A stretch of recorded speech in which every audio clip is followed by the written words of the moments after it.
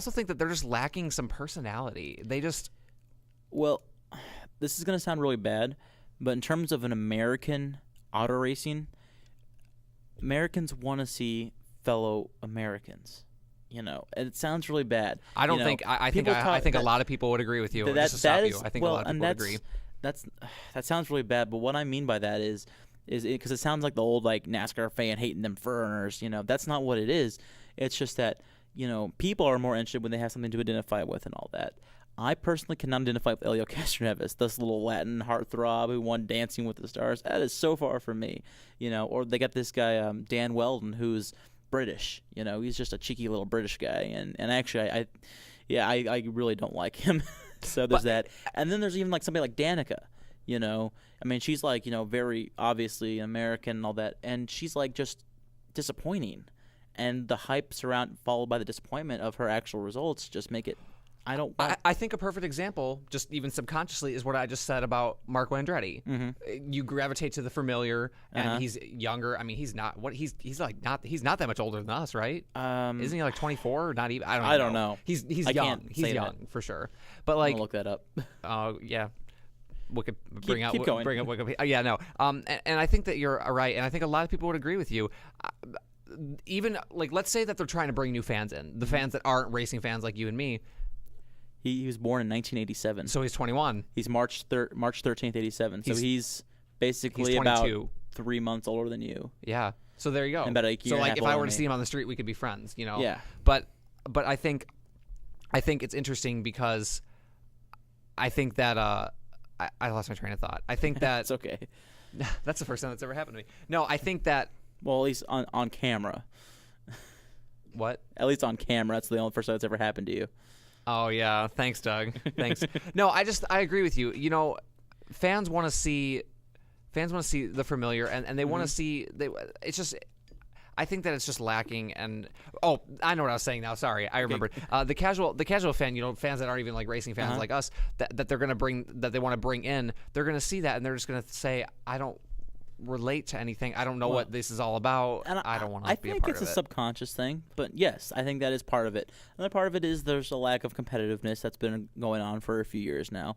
There was a time when there was, probably like 3 or 4 elite teams and a handful of smaller operations trying to, get by. And now there's the 2 powerhouses, and there's a couple more that are good enough to win maybe 1 or 2 races a year, but they're not going to, really set the world on fire.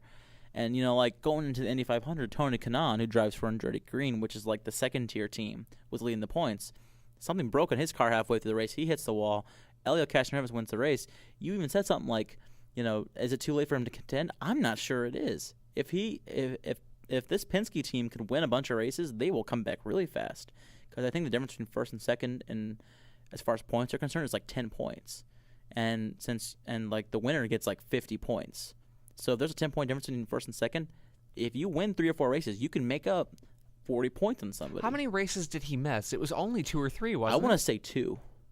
And that's not a lot. So, I mean... Not for that point system. No. I mean, he can make it up.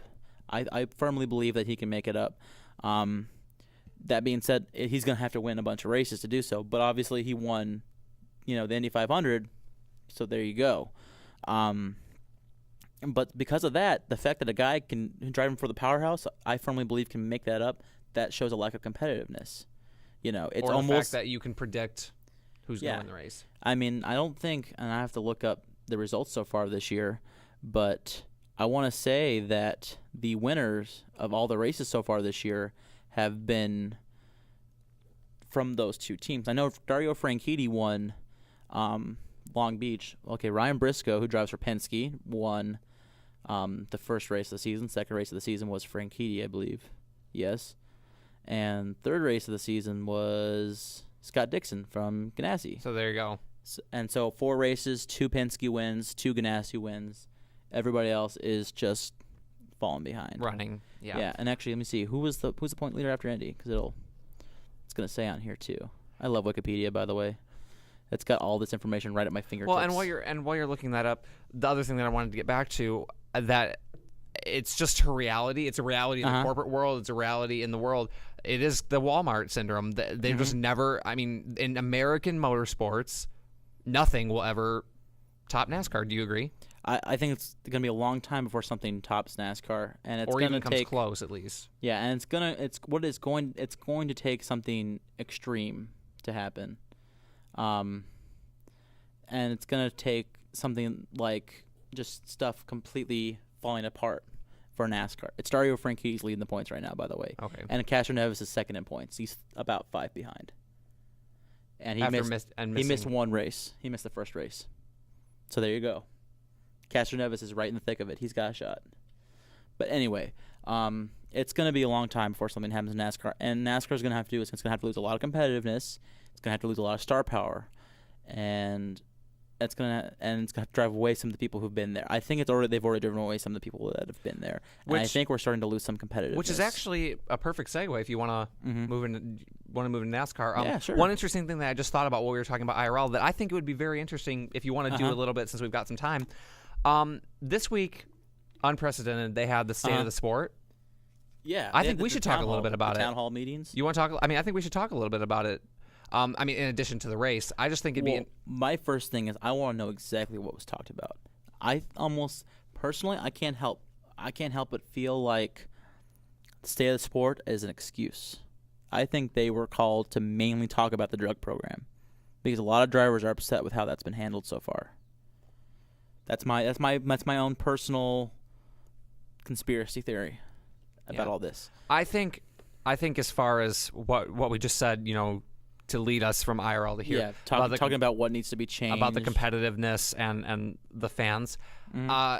It's disappointing, and it's no secret that television ratings are because obviously you can't go to every race. The fans in the local area or whatever go to that race, but then everybody else depends the other 35 races or whatever it might be to go to the watch the races on TV. Yes.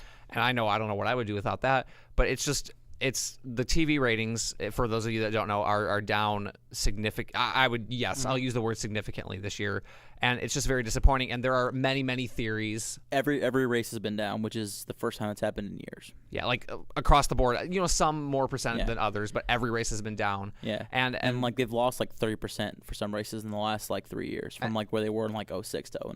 And there's theory. There's many, many different theories, and we could be here all day talking about all of them. But some of the theories are that some of the old, traditional fans that have always been there have given up. I personally think all those old coots who've been threatening for years to go take their ball and go home have finally taken their ball and gone home. I think that's true. Here's the thing: is I think the car of tomorrow is really hurting competition. It's not a good race car. It is a safe car, but it's not a good race car. And until somebody figures out how to make it more competitive or take away some of the aerodynamic flaws in it, it's going to affect that. And I think that's driving a lot of people away. I think last year drove a lot of people away because, let's face it, I mean, the same guy wins championship 3 years in a row. Some there are people that want to say, that's a great thing for the sport because it's history being made. Really what it does is just turns people off because they don't want to see the same guy win all the time. And also, 3 drivers accounted for 2/3 of the wins last year. That is not speaking to great levels of competitiveness. Now, this year, actually, it's been great. I think the stat I heard after the race on Monday, because it got delayed to Monday, was 8 drivers in 12 races? Yes, 8 drivers in 12 races. That's a very good statistic coming from last year. But that's the big thing, is that we're losing competitiveness, which costs us interest. And you pile that on with all the things that NASCAR's done the last few years that has really alienated the initial fan base. Is it really a surprise now that we're starting to lose people?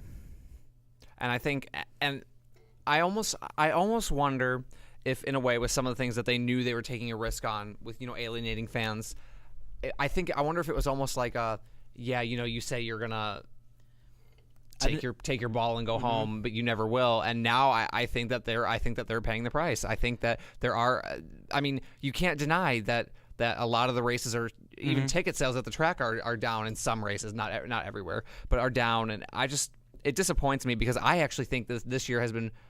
I think there's been some really good races this year. I'm not sure I agree with that. I can't really name one. I guess there you go. I mean, I know I can't think of any that I'm going to say. Talladega will stick out in my mind for several years There now. you go. Yeah. But that Still wasn't that good of it a was race. well. I mean, the racing was fine. It's because